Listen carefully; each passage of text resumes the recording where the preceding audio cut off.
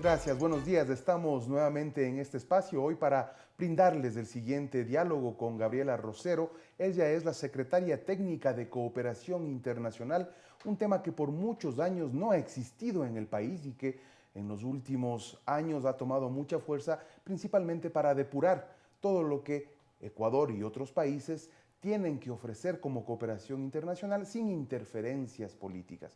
Un poco es parte de la idea y parte del trabajo que ha tenido esta Secretaría.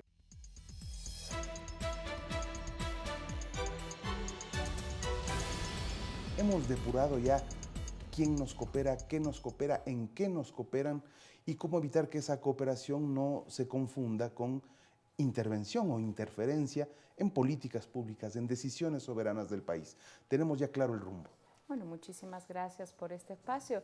Sí, yo creería que hemos realizado un proceso por el cual se ha transparentado la cooperación internacional desde la negociación, pero también en las formas como se implementaba esa cooperación.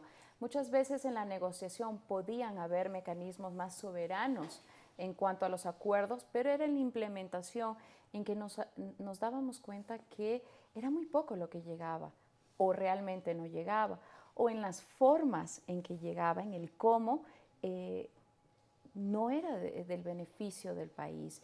Yo creo que hemos entendido durante estos años que hay cooperación, una cooperación que apuesta por realmente complementar los esfuerzos de un país, que busca crear confianza con el país con el que se coopera, pero en algunas ocasiones esa cooperación puede generar un círculo más tortuoso que virtuoso cuando se trata de hacer de una forma paralela o en otro entendido que no es el de apoyar a un gobierno elegido democráticamente.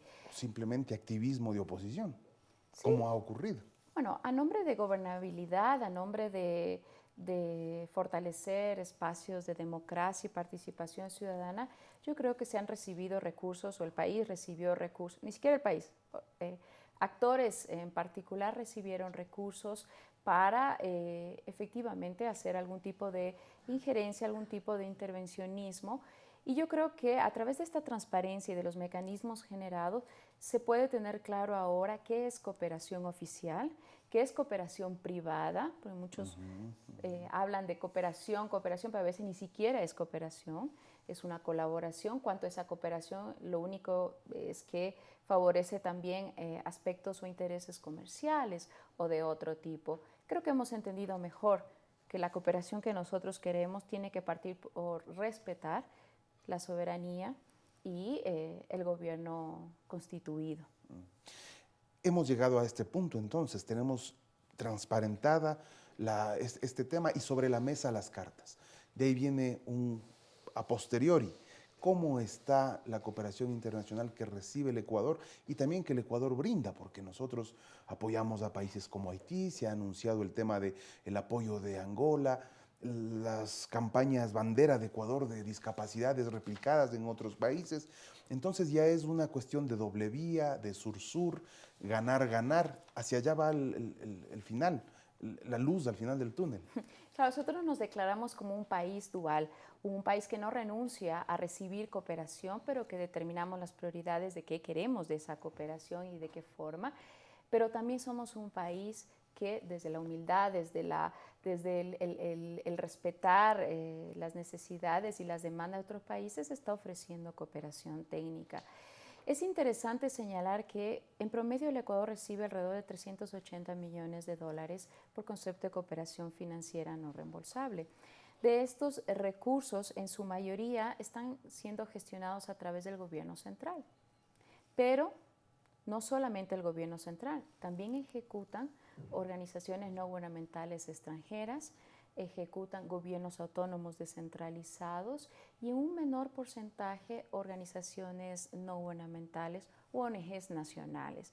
Yo creo que eso tenemos mapeado claramente. Sin embargo, creo que los desafíos para los próximos años sí tienen que ver con un mejor trabajo con las ONGs nacionales que nos permita discriminar el tipo de cooperación que también se requiere y de qué forma se crean también las redes necesarias para hacer mucho más provechosa esa cooperación.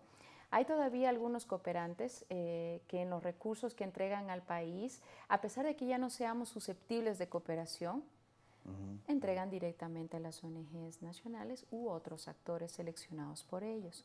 Creo que lo que ha cambiado estos últimos años es que hay una participación más amplia, incluso participa el gobierno central en la definición de los sectores y el para qué de esa cooperación, independientemente de quién la ejecute.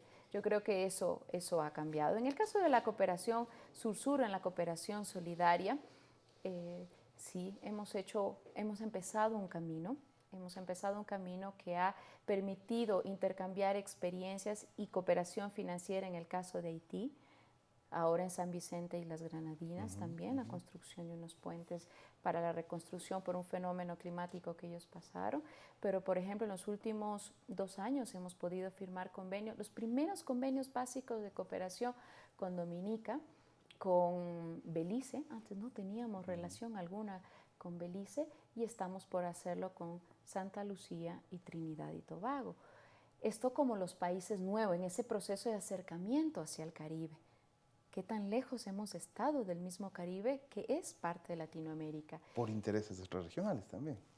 Por intereses extrarregionales, pero yo creo que es momento de reconocer una deuda histórica que tenemos con el Caribe y en ese sentido Ecuador trabajará este y el próximo año en aunar más con otras realidades, con otras islas caribeñas. Ahora, ¿cómo han reaccionado frente a esta nueva posición del Ecuador? Hasta hace 10 años, 15 años, era imposible pensar que alguien controle los financiamientos extranjeros para intervencionismo en el Ecuador, digámoslo como es. Ahora aparece una Secretaría Técnica de Cooperación Internacional que controla para qué, en qué y cómo se va a llevar adelante esto. ¿Cómo han reaccionado los tradicionalmente financistas de este tipo de interferencias? Me refiero antes había la USAID, ya no existe la USAID. Y debe haber otro tipo de organizaciones que salieron por esta regulación. ¿No ha habido acciones que vayan en contra del Ecuador o han tomado retaliaciones? ¿Cómo lo han tomado? Yo creo que en principio el mundo mismo entiende y los cooperantes a nivel mundial entienden que la dinámica sobre la cooperación a nivel global ha cambiado. El ascenso de países emergentes, el posicionamiento y la voz del sur desde Latinoamérica y el Caribe no es la misma que hace 10 o 15 años atrás.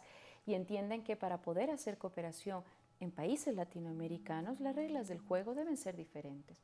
Y en el caso de Ecuador y de la Secretaría Técnica de Cooperación, hemos llevado adelante procesos de negociación vis a vis con cada cooperante. En algunos casos hemos encontrado flexibilidad porque la negociación es un elemento importante, pero una vez más, el sur quiere hablar sobre los cómo se implementan esos recursos, cómo se beneficia, cómo esos recursos quedan en el país y no en otras manos, y no en otras, incluso en esos mismos países. Muchas veces era solamente un círculo que permitía que esos recursos regresen a otros países.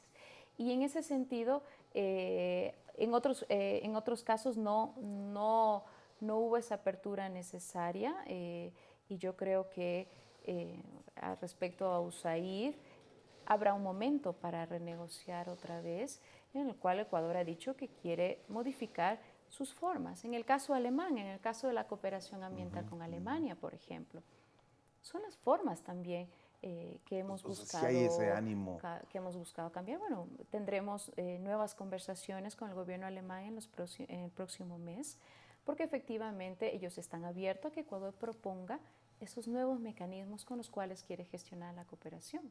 Estimada Gabriela, tenemos un minuto. La agenda ya está planificada, se la ha presentado a nivel incluso del Ministerio de Relaciones Exteriores. Un análisis de su parte. Es la primera vez que el país cuenta con una agenda nacional de cooperación en donde se determinan las prioridades que tenemos para la cooperación.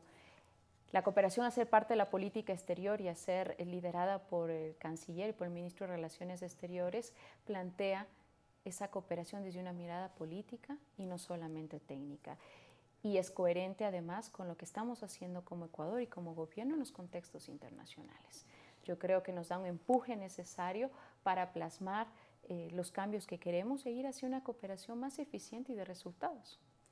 Gabriela Rosero, secretaria técnica de Cooperación Internacional, esta nueva entidad que tiene ahora el Ecuador, precisamente para eso, para la cooperación internacional sur-sur, de igual a igual, ganar, ganar.